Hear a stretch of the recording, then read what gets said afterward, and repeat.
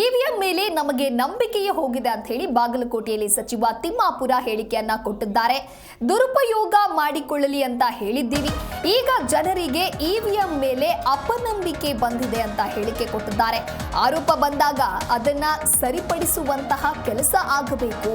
Ballot paper ತರ್ತೇವೆ ಅಂತ ಹೇಳಿ ಪ್ರಧಾನಿ ಹೇಳ್ತಾ ಇಲ್ಲ. ಪ್ರಜಾಪ್ರಭುತ್ವದ ಮೇಲೆ ಈ ರೀತಿ ಆರೋಪ ಬಂದಾಗ ಅದನ್ನ ಸರಿಪಡಿಸುವಂತಹ ಕೆಲಸ ಆಗಬೇಕು ಅನ್ನುವಂತ ನಿಟ್ಟಿನಲ್ಲಿ ಇಲ್ಲಿ ಬಾಗಲಕೋಟೆಯಲ್ಲಿ ಸಚಿವ ತಿಮ್ಮಾಪುರ್ ಹೇಳಿಕೆಯನ್ನ ಕೊಟ್ಟಿದ್ದಾರೆ. ದುರುಪಯೋಗ ಮಾಡಿಕೊಳ್ಳಲಿ ಅಂತ ಹೇಳಿದ್ದೀವಿ, ಈಗ ಜನರಿಗೆ ಇವಿಎಂನ ಮೇಲೆ ಅಪನಂಬಿಕೆ ಬಂದಿದೆ ಅಂತ ಸಚಿವರು ಹೇಳಿಕೆ ಕೊಟ್ಟಿದ್ದಾರೆ. ನಮ್ಮ ನಂಬಿಕೆನ ಹೋಗ್ಬಿಟ್ಟಿದೆ. ಹೌದು,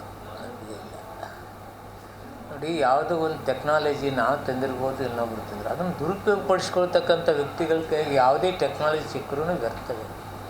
ಕೆಲವರು ನೀವು ತಂದಿರಲ್ರಿ, ನಾವು ತಂದು ಇಂಥ ದುರುಪಯೋಗ ಮಾಡ್ಕೋತ ನಾವು ಹೇಳಿದ್ದೀವಿ. ಡೌಟ್ ಬಂದಾಗ ಯಾವುದೋ ನೋಡಿ, ಜನರು ನಮ್ಮನ್ನೆಲ್ಲ ಆರಿಸಿ ಕಳಿಸ್ತಾರೆ. ನೀವು ಒಂದು ಪಕ್ಷ, ಕೆಲವು ವ್ಯಕ್ತಿಗಳು ಅದ್ರ ಮೇಲೆ ಡೌಟ್ ಬಂದರೆ ಎಸ್ ನೋ ನಾಳಿಂದ ನಾವು ಬ್ಯಾಲೆಟ್ ತರ್ತೀವಿ ಅಂತಕ್ಕಂಥ ಮಾತು ಬರ್ತಾಯಿಲ್ಲ ಅವ್ರಿಗೆ.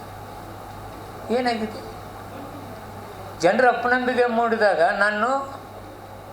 ನನ್ನ ಮೇಲೆ ನಂಬಿಕೆ ಮಾಡ್ದಂಗೆ ಆಗುತ್ತೆ. ಆರಿಸಿ ಕಳಿಸಿ ನನ್ನ ಮೇಲೆ ನಂಬಿಕೆ ಕಳ್ಕೊಳ್ಳೋಕೆ ನಾನು ತಯಾರಿಲ್ಲ. ಬ್ಯಾಲೆಟ್ ತರ್ತೀನಿ ಅಂತಕ್ಕಂಥ ಈ ದೇಶದ ಪ್ರಧಾನಿ ಬಾಯಿಂದ ಬರ್ತಾಯಿಲ್ಲ. ಇದಕ್ಕಿಂತ ನೋವಿನ ಸಂಗತಿ ಅಂತಂದ್ರಿ, ಜನರಿಂದ ತಾನೇ ನಾವು ಆರಿಸಿ ಹೋಗೋದು.